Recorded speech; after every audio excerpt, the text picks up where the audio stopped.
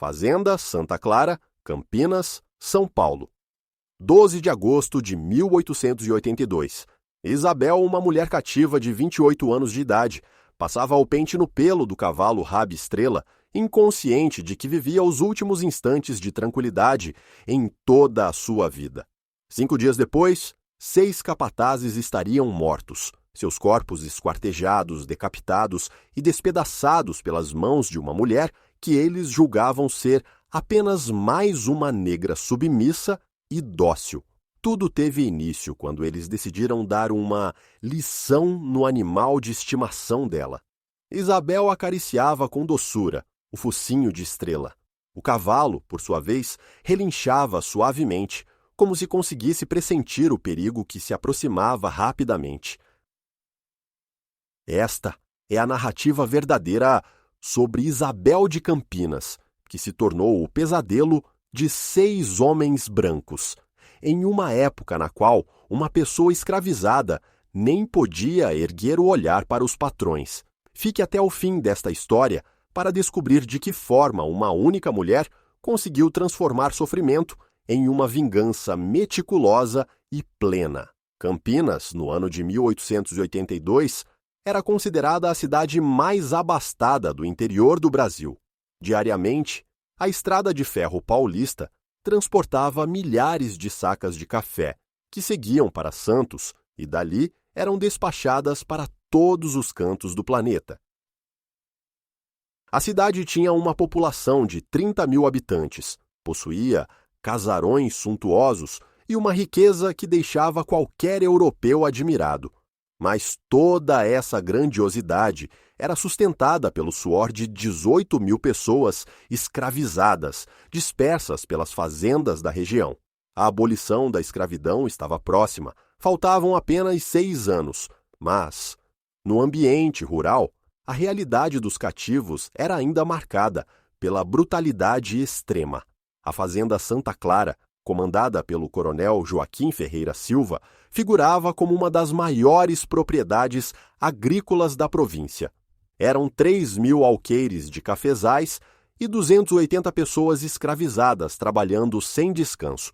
Uma imponente casa grande dominava o topo de uma colina. O coronel, homem vigoroso de 58 anos, era reconhecido pela vizinhança como proprietário civilizado. Não executava escravos sem razão clara. Chegava a permitir que os cativos se casassem entre si e, até mesmo, construiu uma pequena capela nas proximidades da senzala.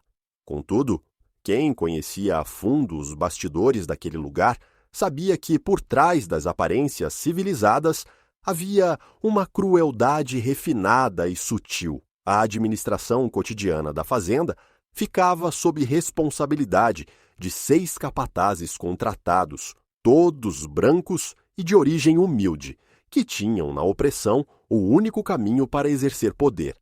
Antônio Pereira, aos 50 anos, era o capataz-chefe, um português de extrema crueldade.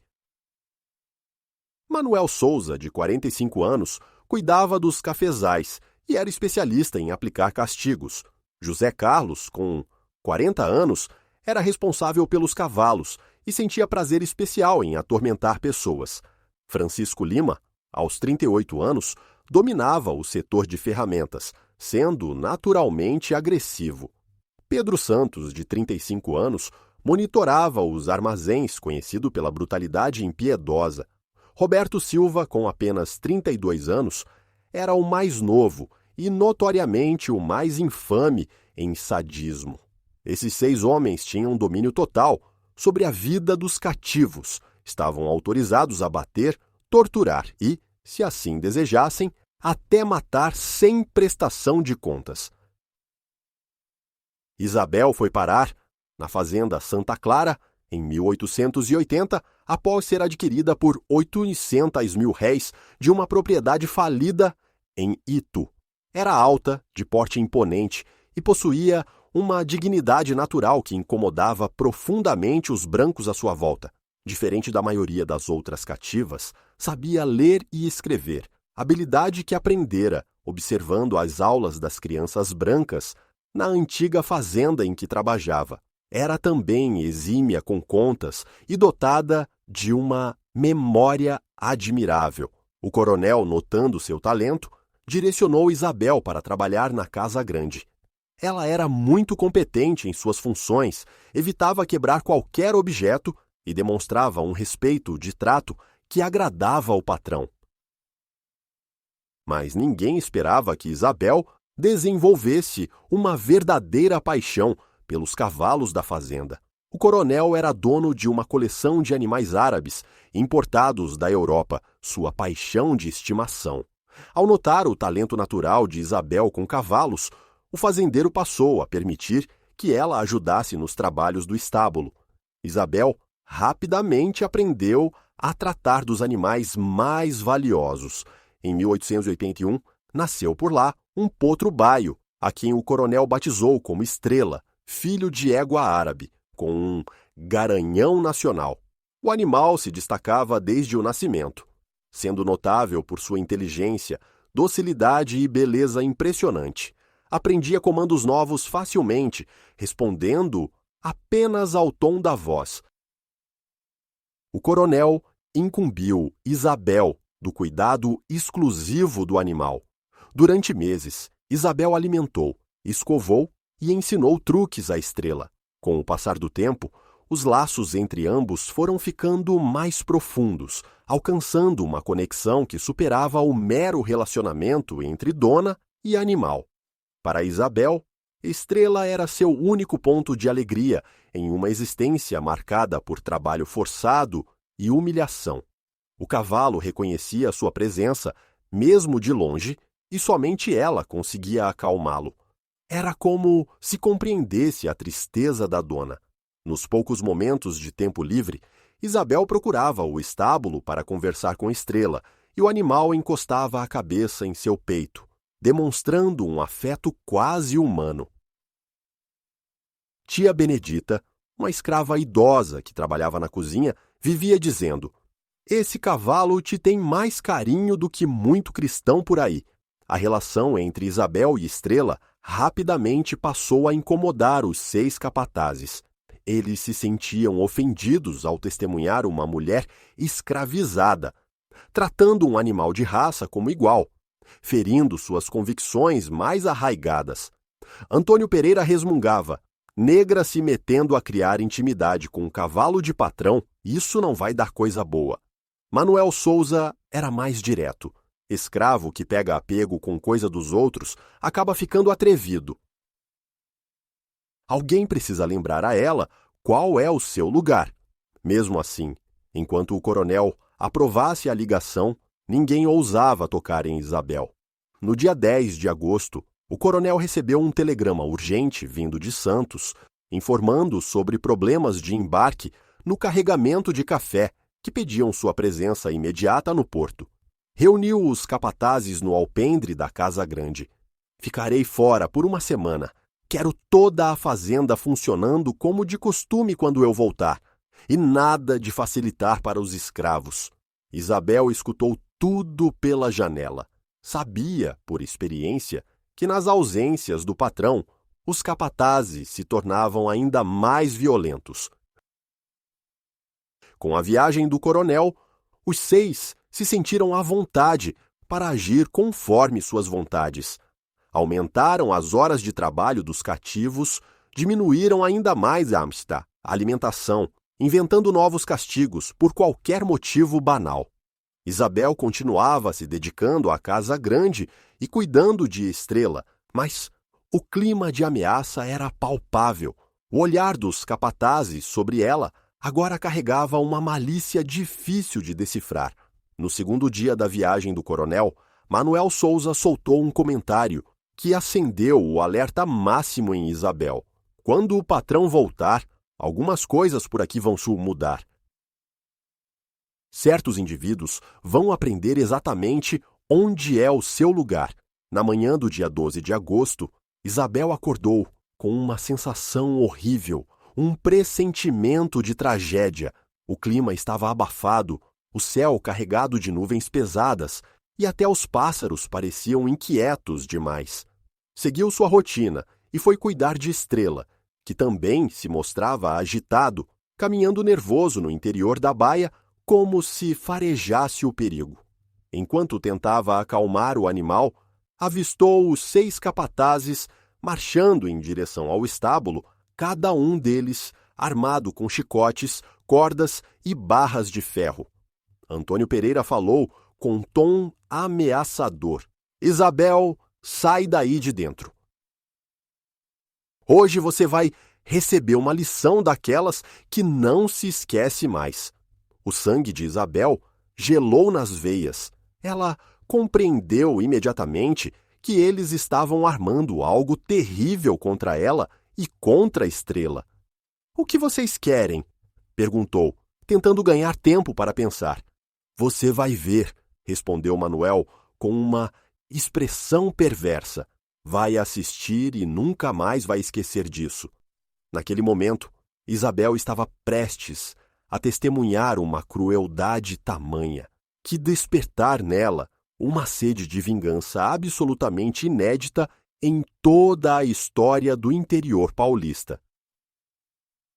A atrocidade, cometida pelos 6 capatazes contra a Estrela, foi tão bárbara que alterou para sempre a essência de Isabel, transformando uma serva submissa na vingadora mais temida do estado de São Paulo. Continue acompanhando esta história para descobrir de que modo uma única ação de pura maldade despertou nela poderes que ninguém ao redor sequer imaginava serem possíveis. Os 6 capatazes cercaram a Estrela bem no meio do estábulo. O cavalo tentou se evadir, mas logo foi contido por cordas, imobilizado no espaço escolhido para o suplício. Desesperada, Isabel gritou e tentou se aproximar, mas foi imediatamente contida por Pedro Santos, que a segurou com força e disse: Fica bem, quietinha e aprende. Isso aqui é para você entender que escravo não tem direito a absolutamente nada.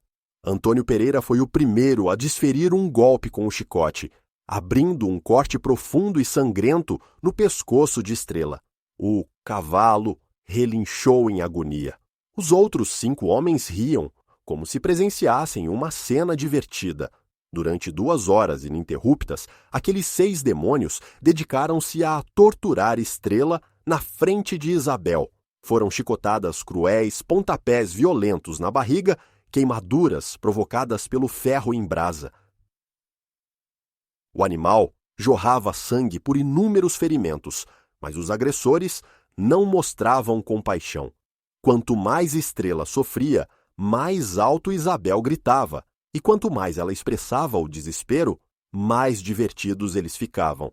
José Carlos aproximou-se de Isabel e zombou. Está vendo o que acontece quando escrava esquece o seu lugar? Pois é, veja só, seu cavalinho está pagando caro pela sua arrogância. Isabel lutava desesperadamente para se desvencilhar das garras dos capatazes e ajudar Estrela, mas era inútil. 6 homens contra uma única mulher. Ao fim de 2 horas de atrozes maus tratos, Francisco Lima saiu para buscar um machado na oficina. Já chega de brincadeira. Agora vamos finalizar isso logo. Não! Gritou Isabel, desesperada. Pelo amor de Deus, não matem ele.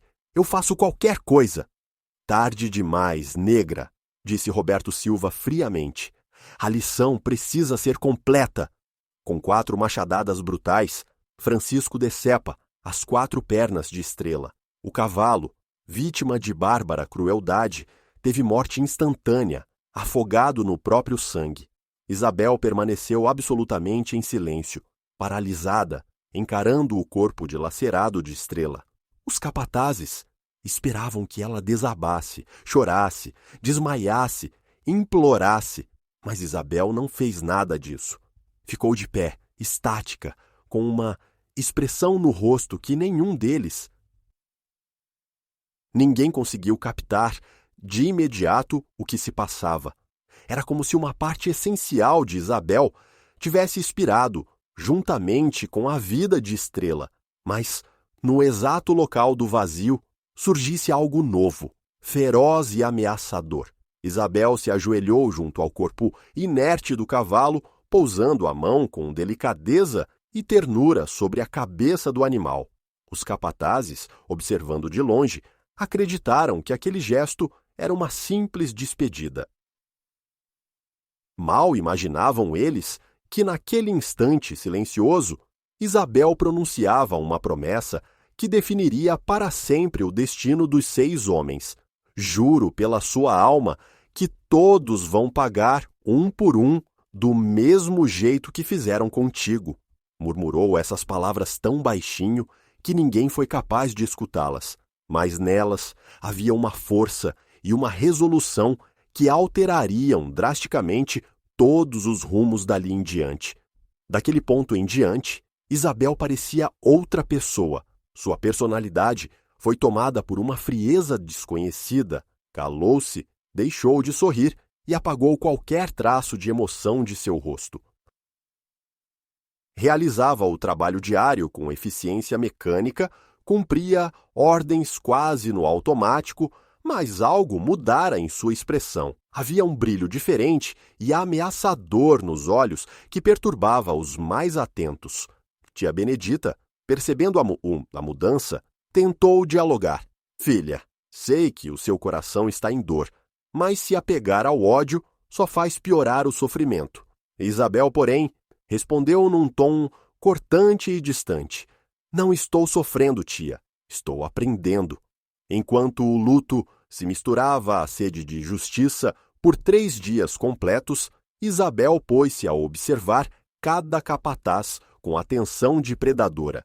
Gravou em sua mente os horários de todos, hábitos rotineiros, manias e pequenas vulnerabilidades. Descobriu que Antônio, após as 8 da noite, ficava sozinho no escritório, bebendo aguardente enquanto mexia nos livros de contabilidade.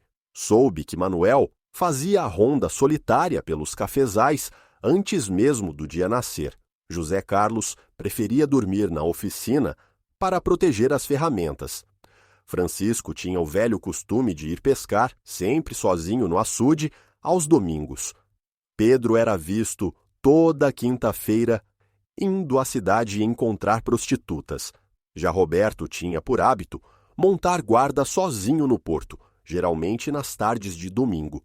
Todas essas informações foram cuidadosamente arquivadas na memória de Isabel, transformando-se em munição letal. 3 dias após o massacre de Estrela, ela deu início à sua vingança. Naquela noite, Antônio Pereira estava, como de costume, trancado no escritório, bêbado e absorto nas contas. Isabel apareceu à porta, segurando firme uma bandeja de estanho. Antônio perguntou com desdém: "O que quer, negra?" Sem hesitar, ela respondeu: "Trouxe o café que o senhor pediu." Antônio nem se deu conta de que não tinha pedido café. Estava embriagado demais para questionar. Isabel entrou de mansinho. Sob o pano da bandeja, ocultava uma faca de cozinha afiada que pegara na casa grande. Quando o capataz virou-se para alcançar a garrafa, Isabel não titubeou, cravou a lâmina fundo entre as omoplatas. A arma atravessou direto o coração do homem. Antônio tombou, sem emitir um som sequer, sobre a mesa carregada de papéis. Isabel limpou calmamente a faca na própria camisa ensanguentada da vítima e deixou o local. O primeiro dos 6 estava eliminado. Na madrugada seguinte, Manuel Souza saiu para a inspeção dos cafezais, cumprindo o mesmo percurso solitário de sempre. Isabel o seguiu por entre as trilhas, deslocando-se quase invisível entre as árvores. Quando Manuel parou numa clareira para examinar alguns pés de café, ouviu alguém chamar seu nome. Mal teve tempo de girar o corpo. Uma faca perfurou-lhe o peito, vinda de quem ele nem chegou a reconhecer. Caiu ali mesmo, entre as plantas, regando com sangue português o solo do Brasil. Desta vez Isabel não se satisfez apenas com o ato de matar. Com frieza meticulosa, esquartejou Manuel, primeiro os braços, depois as pernas, por fim a cabeça. Espalhou os pedaços por pontos distantes da plantação, de modo que fossem encontrados separadamente e inspirassem terror absoluto.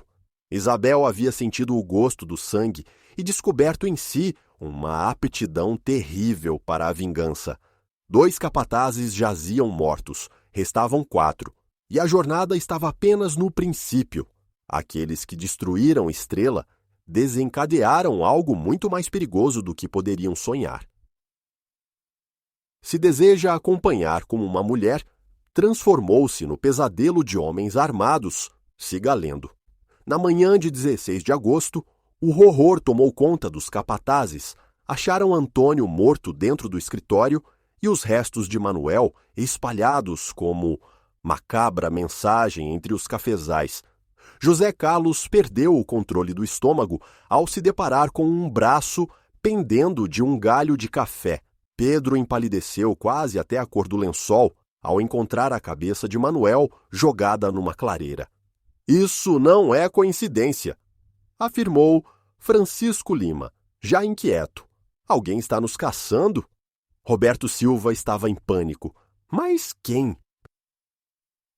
Escravo nenhum teria coragem para tanto. Confundidos e tensos, reuniram todos os escravos homens no terreiro, promoveram um interrogatório brutal, chicotadas, ameaças, murros. Ninguém confessou nada, porque de fato nada sabiam. Isabel foi chamada para prestar contas ao lado dos demais cativos. Respondeu a tudo com serenidade desconcertante. Onde estava ontem à noite? Perguntou José Carlos. Dormindo na senzala. Replicou Isabel, com tia Benedita prontamente confirmando a resposta. Isabel retornava sempre silenciosa após cada assassinato. Cismado, José Carlos decidiu dormir armado, em vigília, dentro da oficina. Não imaginava que Isabel conhecia cada detalhe no oculto, cada tábua solta, cada entrada secreta daquele local. À meia-noite, aproveitou-se de uma abertura que o capataz desconhecia. José Carlos, adormecido e com um rifle no colo, foi surpreendido. Isabel tomou uma corda que normalmente amarrava ferramentas e fez um laço ao redor de seu pescoço. Ao apertar com força, José acordou, mas era inútil resistir. A corda estrangulava cada vez mais. Em poucos minutos, estava morto por asfixia. Para despistar e abalar os outros 3 capatazes, Isabel forjou a cena para parecer suicídio, pendurando o corpo numa viga da oficina ao lado de um falso bilhete. Não aguento mais essa maldição. Francisco mantinha, por pura obstinação, o hábito de pescar sozinho no domingo, mesmo após 3 mortes brutais entre seus colegas. Isabel aguardou pacientemente, oculta na vegetação marginal ao açude. Quando Francisco ficou absorto em sua pescaria, ela emergiu das sombras, brandindo a faca. Um golpe preciso nas costas atingiu seu coração. Francisco tombou na água rasa, o sangue lentamente se misturando com a lama do fundo. Assim como havia feito com Manuel, Isabel desmembrou o corpo, sendo ainda mais inventiva na distribuição dos restos mortais. Mergulhou a cabeça no fundo do açude, pendurou os braços em árvores distantes e enterrou as pernas em pontos opostos do terreno. O tronco deixou exposto na trilha, onde sabia que os outros 2 passariam. Agora só restavam Pedro Santos e Roberto Silva. 4 companheiros tinham morrido de maneira horrenda em apenas uma semana. A gente tem que sair daqui, sugeriu Pedro, temendo pela própria vida. Quando o patrão voltar, contamos que tem um assassino solto na fazenda. E vamos largar tudo assim? Ficar sem trabalho? Retrucou Roberto. Melhor vivo e sem emprego do que morto. Mas Isabel não pretendia deixar sobreviventes. Sabendo que Pedro nunca deixava de visitar as prostitutas na cidade às quintas, decorou seu trajeto de volta, uma trilha pela beira do rio, percorrida sempre sob os efeitos da bebida. Na noite fatídica, Pedro surgiu cambaleante. Isabel saltou das sombras e cortou-lhe a garganta com um golpe certeiro.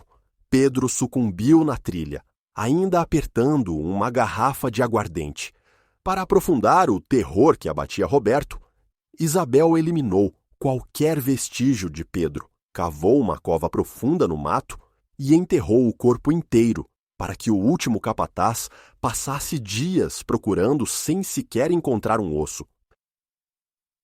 Na manhã seguinte, foi a vez de Roberto despertar sozinho na vasta fazenda.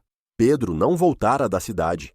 Francisco desaparecera no açude, José Carlos fora achado enforcado, Manuel esquartejado e Antônio assassinado no escritório. Dos 6, apenas ele sobrevivia. Com 32 anos, sentia-se incapaz de articular um pensamento coerente, tamanho o pânico. Trancou-se a chave na casa dos funcionários, agarrando uma espingarda para tentar se proteger. À medida que a tarde caía, o medo e o isolamento se tornaram insuportáveis. Desesperado, decidiu fugir a pé em direção a Campinas, arrumou uma mochila com roupas e dinheiro, pegou a espingarda e correu para a estrada. Mas Isabel conhecia como as linhas da palma da mão cada atalho, cada trilha escondida. Ela sabia exatamente onde o caminho seria obrigatório para qualquer fugitivo. Cruzando rapidamente pela mata, chegou à passagem antes de Roberto. Assim que ele se aproximou, ofegante, ela saltou de trás de uma árvore, faca já manchada de sangue nas mãos. Roberto tentou erguer a espingarda, mas Isabel agiu mais rápido. A lâmina abriu profundo talho de orelha a orelha. O último dos 6 morreu a meros 2 quilômetros da Liberdade. Ao vislumbrar o corpo de Roberto caído, Isabel experimentou uma paz inesperada, tão intensa quanto não sentia desde a morte trágica de Estrela. Os 6 capatazes que haviam torturado brutalmente e exterminado seu único amigo agora estavam mortos. A promessa feita junto ao cadáver do cavalo fora enfim cumprida. Pelos 2 dias seguintes, Isabel aplicou toda a sua habilidade em ocultar vestígios dos crimes. Cuidadosamente, limpou as manchas de sangue, escondeu a faca utilizada nos assassinatos, queimou todas as roupas sujas. Quando os corpos fossem encontrados, não haveria indício algum que pudesse apontar para ela. Em menos de uma semana, Isabel aniquilou todos os 6 que destruíram Estrela. Mas sua história ainda estava longe de acabar. O que aconteceria quando o coronel retornasse de Santos e se deparasse com a ausência repentina de todos os capatazes?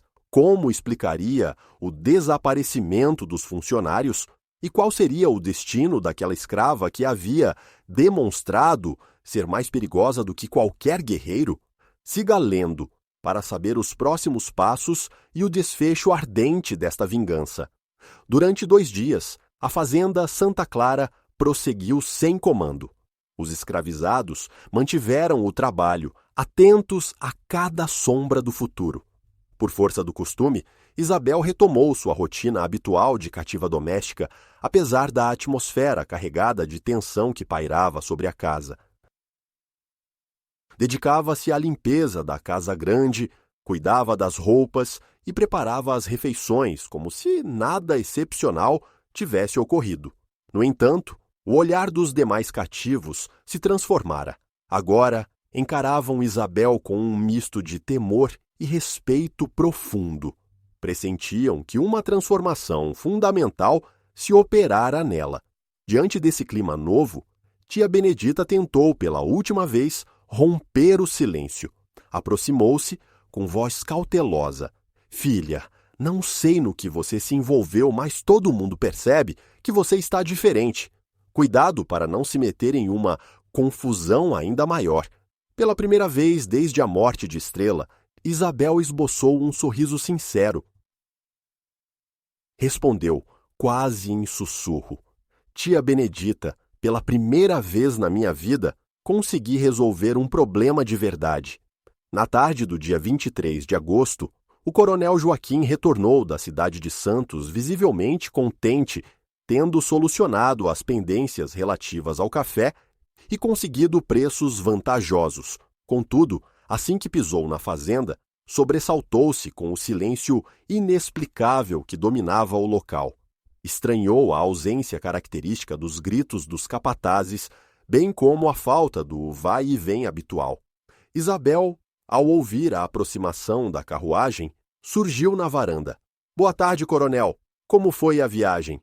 Questionou. — Correu bem, Isabel. Mas me diga, que silêncio é esse? — Onde estão os capatazes? Indagou Joaquim. Isabel havia planejado meticulosamente aquele diálogo durante os 2 dias anteriores. — Coronel, aconteceram coisas muito estranhas enquanto o senhor esteve fora. O coronel, apreensivo, quis saber. Que tipo de coisas? Isabel então relatou. Os capatazes começaram a desaparecer, um por um. Primeiro o senhor Antônio, depois os outros. Desaparecer? Como assim? Insistiu. Ninguém sabe informar ao certo, coronel. Um dia estavam por aqui. No seguinte já não foram mais vistos. Os escravos estão dizendo que é coisa do demônio. O coronel, cético, não era dado a crendices. Passou a tarde toda investigando o sumiço dos empregados.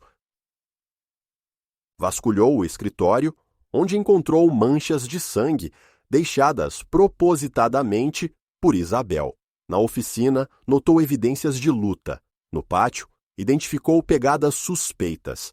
Isto não é obra de fantasmas, concluiu. É assassinato. Como Isabel previa, imediatamente o coronel voltou-se desconfiado para os escravos. Ordenou que todos fossem reunidos no terreiro e iniciou um interrogatório rígido, de chicote em punho. Alguém aqui sabe o que aconteceu com meus capatazes? Perguntou, passeando a passos largos. Respondeu-lhe um total silêncio, enquanto Isabel permanecia entre as cativas simulando inocência. Vou descobrir quem foi, ameaçou ele, e quando descobrir, vai apanhar até morrer. Durante os dias de preparação, Isabel havia cuidadosamente semeado falsas pistas e evidências, direcionando as suspeitas do coronel para determinados escravos. Joaquim Fujo, conhecido por sucessivas tentativas de fuga, sumira exatamente na época do desaparecimento dos capatazes. Ela mesma o convencera a enfim fugir de verdade. Já Benedito Brigo, escravo recorrente em confusões, fora encontrado com a camisa manchada de sangue em sua cama. O sangue utilizado era das próprias vítimas, cuidadosamente coletado por Isabel. O Joaquim sumiu na mesma noite em que encontraram o senhor Antônio morto, explicou Isabel. E o Benedito apareceu com a roupa toda ensanguentada. O coronel examinou a veste. De fato, tratava-se de sangue fresco, sangue humano. E o Benedito, onde está? Quis saber. Desapareceu também, coronel, logo após o acharem as provas, respondeu Isabel. Na realidade, Benedito já estava morto, assassinado por ela, na mesma noite em que incriminou o escravo. Baseando-se nas provas cuidadosamente arquitetadas por Isabel, o coronel chegou à conclusão exatamente desejada por ela. Joaquim e Benedito teriam matado os capatazes e fugido. Isabel então se dirigiu ao coronel. Posso dar uma opinião? Diante do assentimento, ela sugeriu. Acho que tiveram ajuda de gente de fora, alguém que conhecia bem a fazenda. Nesse momento, plantou na mente do patrão a ideia de uma conspiração ampla. Abolicionistas de São Paulo, rivais políticos, outros fazendeiros. Faz sentido, assentiu o coronel, convencido de que os escravos sozinhos jamais teriam inteligência suficiente para aquilo tudo. Era exatamente o que Isabel queria ouvir. O preconceito do fazendeiro blindava-o de qualquer desconfiança contra a mente da sua cativa. Cerca de uma semana depois, Joaquim tratou de contratar novos capatazes. Escolheu 4 homens experientes, de formação militar. O sargento Costa, de 48 anos, militar aposentado. Cabo Silva, 44, especializado em disciplina. Soldado Mendes, 40, veterano de guerra. E o jovem Tenente Pereira, de 36, ambicioso e determinado. Eram figuras duras, acostumadas à violência, taticamente escolhidas por serem mais difíceis de eliminar. Com o novo corpo de funcionários, a rotina da fazenda foi restaurada. Os escravos agora trabalhavam sob uma vigilância quase marcial, e os castigos passaram a ser aplicados de forma sistemática e fria. Isabel manteve sua fachada de cativa exemplar, discreta e diligente. Os novos capatazes a consideravam modelo de servidão, sem ao menos desconfiar do que se ocultava por trás de sua postura subserviente. Nos pequenos intervalos livres, Isabel costumava ir ao lugar onde seu amado cavalo, Estrela, fora brutalmente morto. Ainda que os estábulos tivessem sido lavados e limpos, ela jurava sentir a presença do animal. Joelhava-se sobre a terra, tocando o buçolo onde o sangue inocente dele fora derramado. Murmurava, sentida: "Meu menino, fiz justiça por você. Aqueles 6 pagaram com a vida pela sua morte. Agora pode finalmente descansar em paz." O segredo de Isabel permaneceu oculto, levado para o túmulo. Nunca revelou a ninguém que assassinara 6 capatazes. Para o resto do mundo, seguiu sendo a mesma Isabel, a cativa doméstica que sobrevivera aos enigmáticos assassinatos da Fazenda Santa Clara. A vingança de Isabel foi, de fato, consumada à perfeição. 6 homens mortos, provas falsas plantadas, o patrão completamente ludibriado. Mas ficava a questão: seria essa justiça suficiente para Isabel? O que aconteceria quando, dali a 6 anos, chegasse a tão aguardada abolição? Era preciso continuar acompanhando sua trajetória para descobrir o desfecho da mulher que provou sua inteligência superior frente a todos os seus algozes. Nos 5 anos seguintes ao sangrento episódio dos capatazes, Isabel prosseguiu sua existência na Fazenda Santa Clara.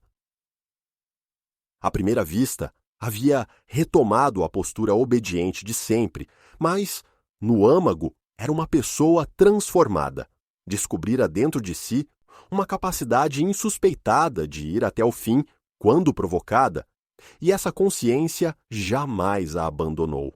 Os novos capatazes, todos militares endurecidos, trabalhavam lado a lado com a mulher que, sem que percebessem, era a figura mais perigosa de toda Campinas. Nesses anos, Isabel não cessou seu aprendizado.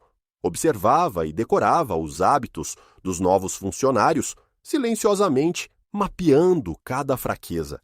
Não que pretendesse assassinar mais alguém, apenas havia compreendido que informação era poder. E para quem não possui nada, o poder é a única defesa possível. Sargento Costa era tomado às escondidas pela bebida e era atormentado por pesadelos remanescentes da guerra. Cabo Silva surrupiava dinheiro do patrão para sustentar uma amante na cidade. Soldado Mendes mostrava bravura diante dos escravos, mas era covarde perto dos seus iguais. Já Tenente Pereira usava da crueldade para tentar compensar sua origem humilde. Isabel anotava mentalmente todas essas fraquezas, armas silenciosas guardadas para caso de emergência. O próprio Coronel Joaquim se modificou durante esse tempo. O mistério em torno dos capatazes mortos tornara-o permanentemente desconfiado e paranoico. Dormia com armas ao lado, enxergava conspiração em cada canto. Sua saúde também se deteriorou. Em 1886, já com 62 anos, sofreu o primeiro ataque cardíaco que o deixou debilitado, passando a depender cada vez mais dos cuidados alheios. e foi a própria Isabel a escolhida para assisti-lo durante os períodos de doença, ironia máxima do destino. O homem convencido de que negros não tinham inteligência tornou-se dependente daquela que era uma verdadeira assassina. No momento histórico em que a princesa Isabel assinou a Lei Áurea, a Isabel de Campinas estava ao lado do leito do coronel, administrando-lhe remédio. Com voz delicada, ela anunciou: "O senhor soube? A escravidão acabou." "Ouvi sim, coronel." "E agora, o que pretende fazer?" indagou com olhar fixo, encarando o homem que a mantivera subjugada ao longo de 8 anos. "Vou continuar cuidando do senhor até se recuperar." Mentiu. Na verdade, Isabel já tinha clareza absoluta de como usaria a liberdade recém-conquistada. Passadas 2 semanas da abolição, na madrugada do dia 28 de maio, Isabel executou sua última e mais decisiva vingança. Não era contra os capatazes recentes, de quem nada tinha a reclamar, mas contra o homem que permitira que 6 subordinados matassem Estrela. Naquela madrugada, o coronel dormia quando Isabel entrou quietamente no quarto, carregando um travesseiro. Ao notar a presença dela, Joaquim conseguiu apenas balbuciar: "Isabel, o que está fazendo?" Ela respondeu fria, o que devia ter feito havia 6 anos. Com mãos firmes, pressionou o travesseiro contra seu rosto. Embora tentasse resistir, a fraqueza era maior e, em poucos minutos, a morte por sufocamento se concretizava. Ajudada por sua astúcia, Isabel arrumou o quarto de modo que a morte parecesse ter sido natural. Um homem de 64 anos, doente do coração, falecido durante o sono. Dificilmente alguém desconfiaria. No dia seguinte, comunicou aos capatazes que o coronel morrera durante a noite. Como não havia parentes próximos, ela se ofereceu para tomar conta da casa até a chegada dos herdeiros. 3 dias depois, quando os familiares finalmente chegaram de São Paulo, Isabel já tinha desaparecido. Levou consigo joias, dinheiro e roupas finas. Ninguém se importou em perseguir. Era apenas mais uma ex-escrava tentando encontrar seu rumo. Isabel mudou-se para a capital e, sob identidade falsa, Maria Benedita, conseguiu emprego como doméstica numa família abastada. Declarava cuidadosamente que vinha de uma fazenda em Itu. Desempenhava com perfeição suas funções, discreta, eficiente, confiável, nunca levantou suspeitas.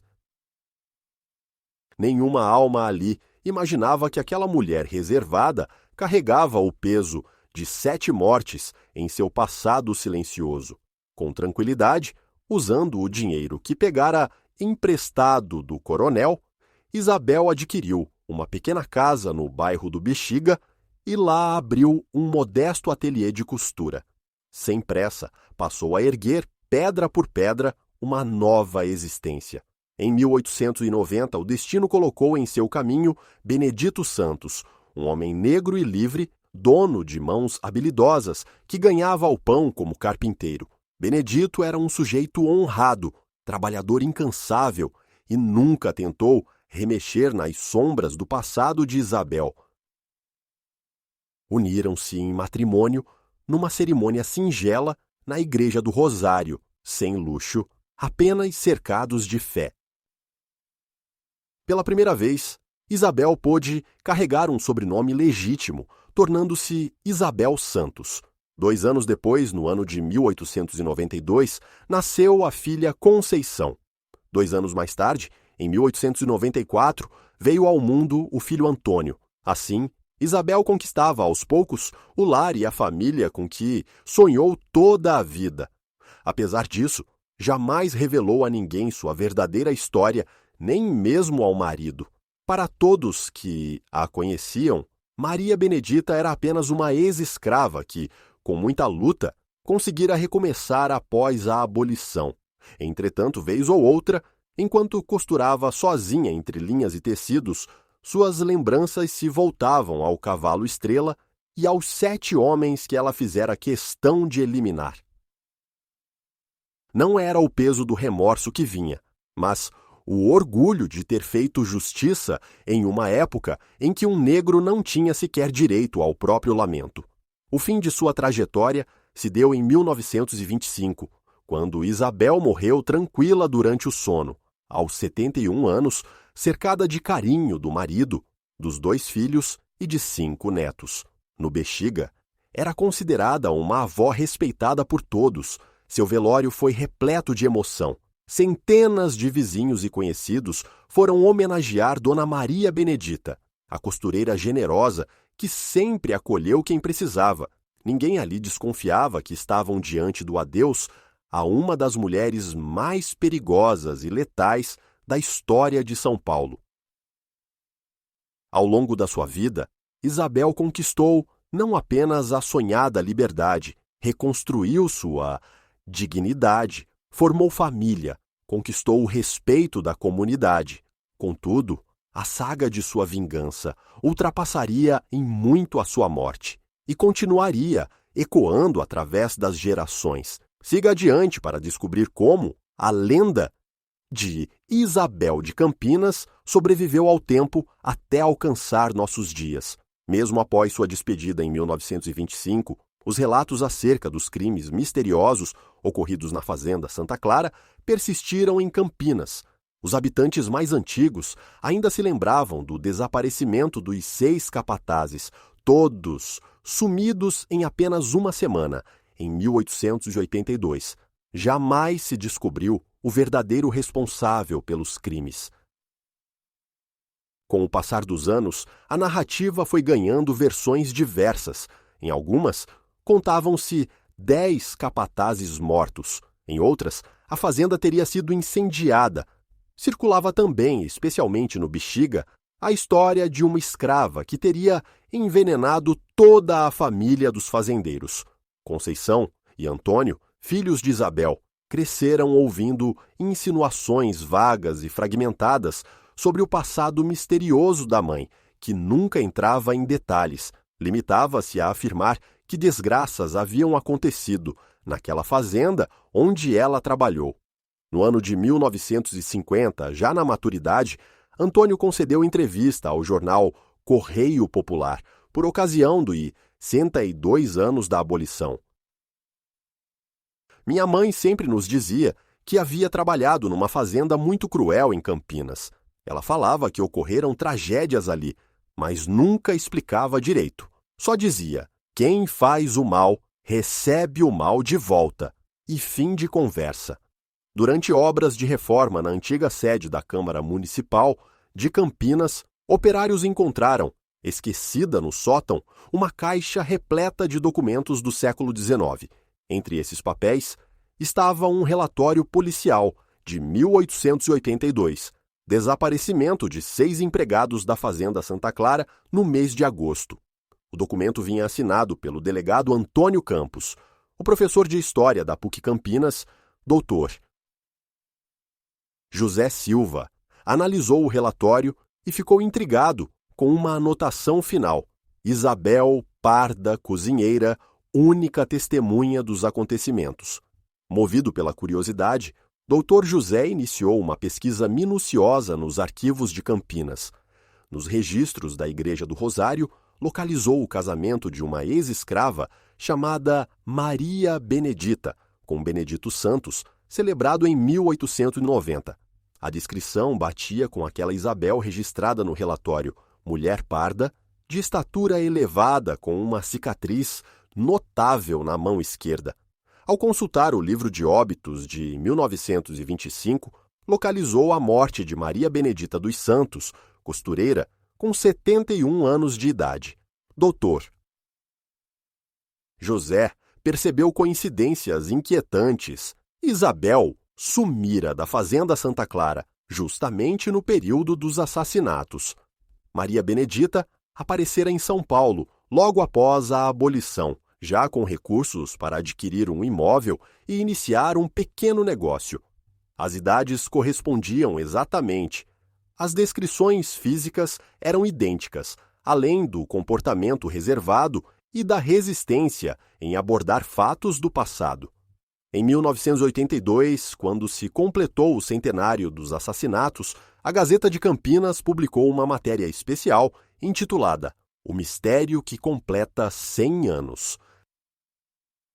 O texto abordava todas as hipóteses: rebelião de escravos, crime arquitetado por abolicionistas, vingança de rivais fazendeiros ou até mesmo fenômenos sobrenaturais. Todavia, nenhuma conclusão definitiva era apresentada, pois as provas eram insuficientes para apontar um culpado. Só em 1995, a verdade começou a emergir. Conceição dos Santos, filha de Isabel, já internada num asilo em São Paulo e com 103 anos, pressentindo a morte, resolveu confiar o segredo da família à enfermeira que cuidava dela. Minha mãe não se chamava Maria Benedita. Seu nome verdadeiro era Isabel. Ela trabalhou numa fazenda em Campinas e fez algo que nunca nos contou. Só sei que uns homens mataram seu cavalo e, em seguida, todos esses homens apareceram mortos. Conceição faleceu uma semana depois dessa confissão, deixando em testamento uma carta lacrada para ser depositada no Arquivo Histórico de Campinas. Na carta, escreveu: se algum dia alguém quiser desvendar a verdade dos capatazes mortos na fazenda Santa Clara, em 1882, busque saber sobre a escrava Isabel e o cavalo Estrela. A justiça pode tardar, mas ela sempre chega. No ano 2000, quando a carta de Conceição foi finalmente aberta pelo arquivo, o recém-nomeado diretor, Dr. Marcos Pereira, decidiu aprofundar as investigações. Ainda que usasse métodos modernos, conseguiu rastrear os registros da aquisição de Isabel pela fazenda Santa Clara, em 1880, e também encontrou o inventário do Coronel Joaquim, no qual era listado, entre os bens, um cavalo árabe chamado Estrela. Lentamente, todas as peças do quebra-cabeça começaram a se encaixar. Baseando-se nos documentos e nos testemunhos, Dr. Marcos conseguiu reconstituir a trajetória de Isabel por completo. Ela, escrava de 28 anos, era responsável pelo cuidado do cavalo Estrela. Os 6 capatazes mataram o animal com o objetivo de humilhá-la. Isabel se vingou, eliminando todos eles em apenas 7 dias. Depois, fugiu e deu início a uma nova vida em São Paulo. Foi a vingança mais meticulosamente executada de que se tem notícia nos registros da escravidão paulista, concluiu o Dr. Marcos. Em 2010, Dr. Marcos publicou o livro Isabel de Campinas, a Justiceira Esquecida, detalhando todo o caso. A obra provocou furor no meio acadêmico, pois pela primeira vez a história completa da vingança de Isabel era divulgada ao grande público. O livro rapidamente se tornou um best-seller regional, despertando interesse também em nível nacional. Atualmente, Isabel de Campinas é reconhecida como símbolo da resistência escrava. Sua biografia foi incorporada a currículos universitários, exposições de museus e atividades de centros culturais. Em sua homenagem, uma estátua foi erguida na Praça da Liberdade em Campinas, enquanto a antiga fazenda Santa Clara tornou-se um memorial permanente sobre a luta contra a escravidão. Isabel demonstrou, com inteligência e perseverança, que era possível derrotar até as mais cruéis formas de opressão. Sua vingança foi exemplar não apenas por punir os culpados, mas por permitir a ela viver livre e com dignidade até o fim dos seus dias. Sua história comprova que a justiça nem sempre resulta das leis escritas, mas muitas vezes brota das próprias mãos de quem suportou a injustiça. A lenda de Isabel permanece viva e pulsante 140 anos após os eventos narrados. Ela foi uma mulher que converteu sofrimento em força, humilhação em altivez e cativeiro em liberdade. Continue acompanhando para descobrir no próximo capítulo como essa saga resiste no tempo e por qual motivo ainda comove tantas pessoas ao redor do mundo. No ano de 2020, durante as escavações para a construção de um condomínio no local da antiga fazenda Santa Clara, retroescavadeiras descobriram restos mortais enterrados em distintos pontos do terreno. A Polícia Civil acionou o Instituto de Antropologia Forense da USP e a análise dos ossos revelou que pertenciam a 3 homens adultos mortos por volta da década de 1880. Marcas nos ossos apontavam para mortes violentas, com perfurações indicativas de facadas e fraturas típicas de golpes de machado. O Dr. Eduardo Carneiro, antropólogo forense encarregado do caso, ficou surpreso com as evidências.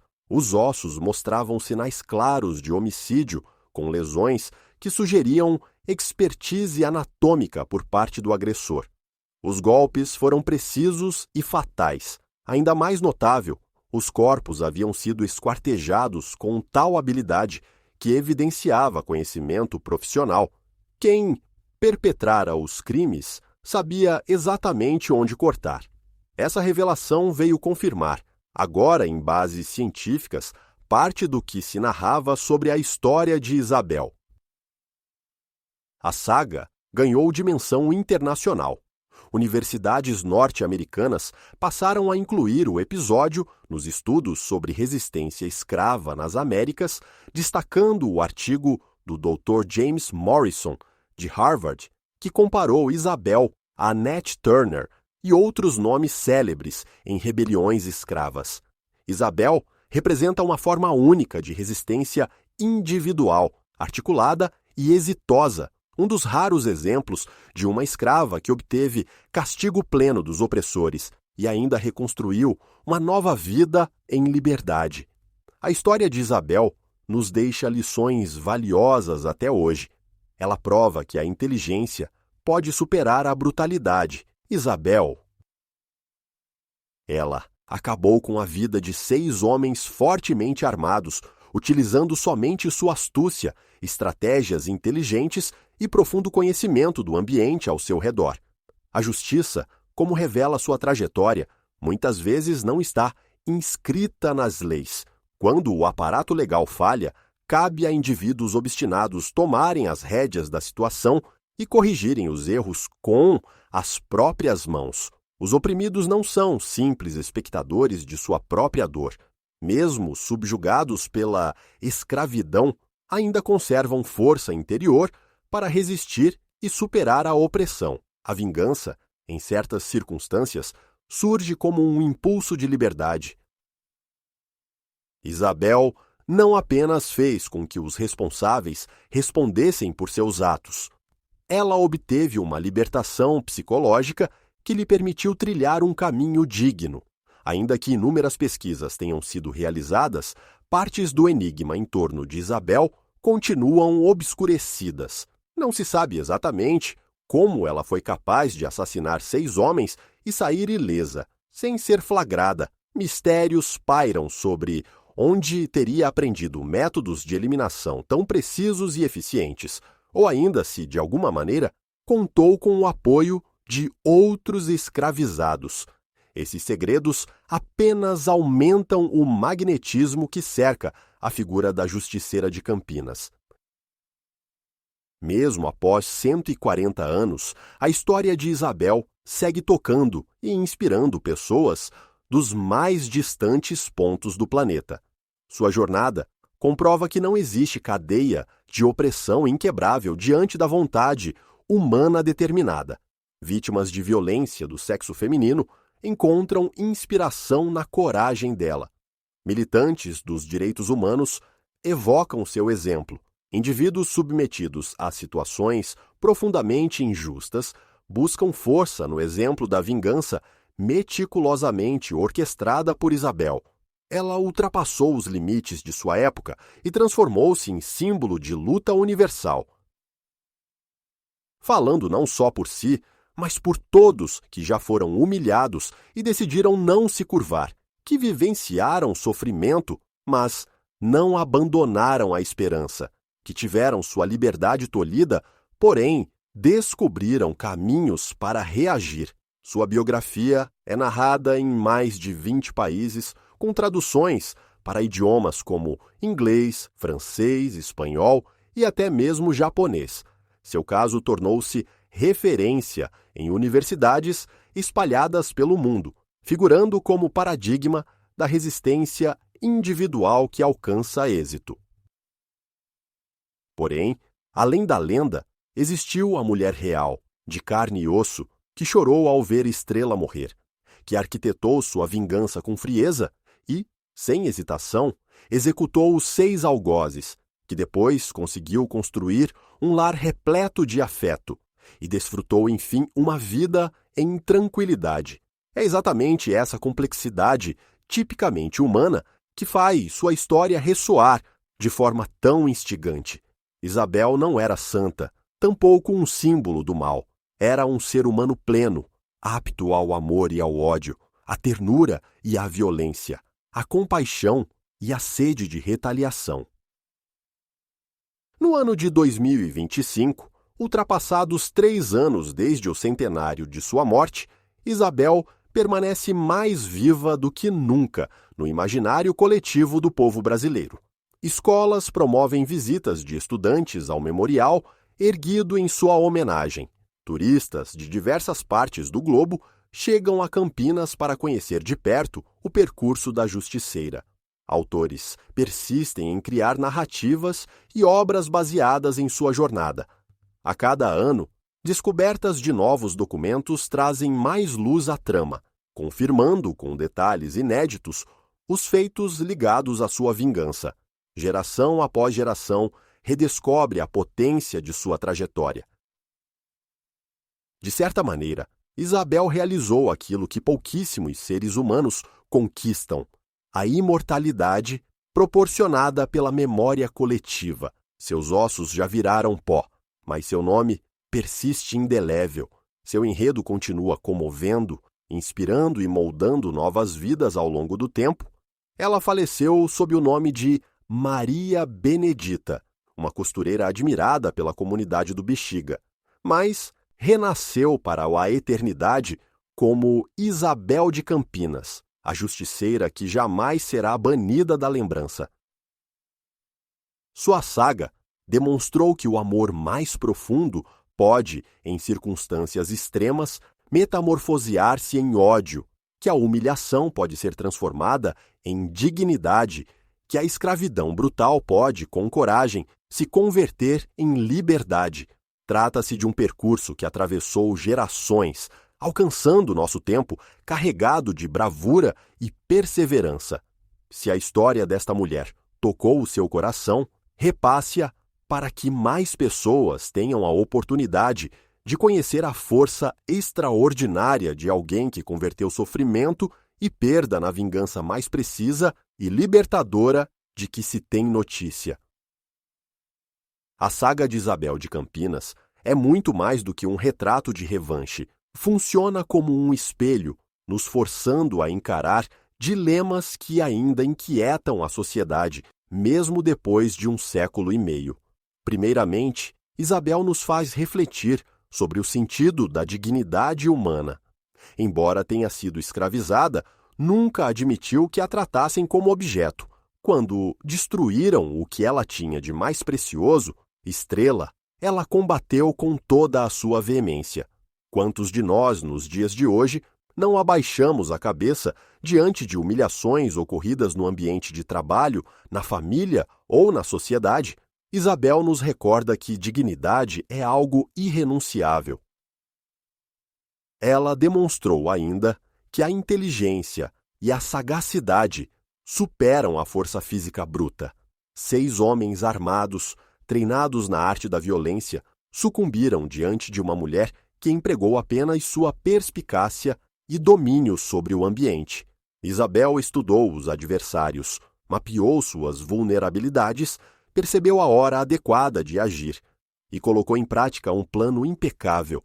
Em um mundo que, com frequência, exalta a força, o exemplo de Isabel deixa claro que a mente é a ferramenta suprema de defesa e ataque. O caso da vingança de Isabel também extrai uma pergunta complexa: em que circunstância é legítimo tomar a justiça para si? Ela viveu uma época em que negros escravizados não possuíam direitos legais, não podiam recorrer à justiça formal, tampouco contavam com proteção estatal. Em sua realidade, justiça só poderia ser feita de maneira particular. Atualmente, temos acesso a leis, tribunais, instituições e redes de proteção, mas situações de falha na justiça institucional persistem. O caso de Isabel provoca o questionamento: até onde se estende nosso direito de lutar contra as injustiças pelas próprias mãos? Talvez o ensinamento mais impactante de Isabel seja sobre como erguer uma liberdade genuína. Ela não se satisfez em apenas exterminar os capatazes. Fez da revanche um impulso inicial para construir uma existência inteiramente renovada. Fugiu, reinventou sua identidade, formalizou um casamento, teve filhos, ergueu seu próprio negócio e se transformou em figura admirada. Sua liberdade não foi presenteada pela Lei Áurea, mas conquistada por suas próprias ações, por decisões firmes e por uma coragem quase incomum para recomeçar tudo do zero. A história de Isabel também nos revela que sentimentos profundos de amor e ódio podem coexistir no íntimo de qualquer pessoa. Ela nutria enorme afeto por Estrela, seu animal de estimação. Esse amor, transmutado em ira mortal, serviu de combustível para eliminar os que tiraram a vida do cavalo. Mais tarde, o mesmo coração responsável por arquitetar 6 assassinatos tornou-se refúgio de afeto para o esposo e os filhos. Não era uma pessoa com natureza má, que se tornou bondosa, mas sim alguém completa, capaz de experimentar emoções extremas de acordo com os contextos a que era submetida. Em uma sociedade onde mulheres frequentemente eram vistas como frágeis e submissas, Isabel demonstrou que uma mulher pode ser tão perigosa quanto qualquer homem. Ela idealizou, planejou, executou e escapou. Tudo sozinha, sem auxílio, confiando apenas em sua inteligência e persistência. Ficou evidenciado que a resistência das mulheres pode ser tão eficaz quanto a dos homens. Por fim, Isabel nos ensina sobre a urgência de manter a memória viva. Sua história esteve à beira do esquecimento, resgatada quase por acidente através de registros extraviados e relatos de descendentes. Quantas outras Isabels haverá cujas histórias se apagaram no tempo? Resgatar a memória é um ato de luta contra o esquecimento. Cada acontecimento resgatado é uma vitória frente às forças que persistem em apagar nosso passado. Todos nós carregamos um pouco de Isabel dentro de nós. Todos temos pontos de ruptura, limites que, uma vez ultrapassados, desencadeiam reações imprevisíveis. A grande diferença é que a maioria das pessoas jamais foi testada da mesma forma brutal que Isabel. Ela só descobriu sua verdadeira capacidade ao ver-se privada de tudo o que amava. A história dela nos faz ponderar até onde iríamos se também fôssemos levados ao extremo. Isabel de Campinas prova que ninguém está verdadeiramente condenado à impotência. Mesmo quando as circunstâncias beiram o insuportável, existe alguma forma de resistir, seja pela inteligência, pela coragem, pela paciência ou pela elaboração de uma estratégia. Ela demonstrou que a determinação pode redesenhar o próprio destino, não importando o tamanho dos obstáculos. Eis porque Isabel resiste tão viva em nossa memória coletiva, mesmo após 143 anos de sua partida. Não apenas enquanto personagem histórica, mas como fonte permanente de inspiração. Cada ato de recusa à injustiça perpetua seu legado. Cada vez que a inteligência se sobrepõe à força bruta, alguém está seguindo o seu exemplo. cada construção de dignidade no terreno arrasado pela humilhação refaz os passos por ela abertos. Isabel de Campinas, a ex-escrava que se fez justiceira, a vítima que se tornou agente de seu próprio destino, a heroína, cujos ensinamentos nos mostram que a verdadeira liberdade jamais é concedida ou tirada. Ela é sempre conquistada com as próprias mãos,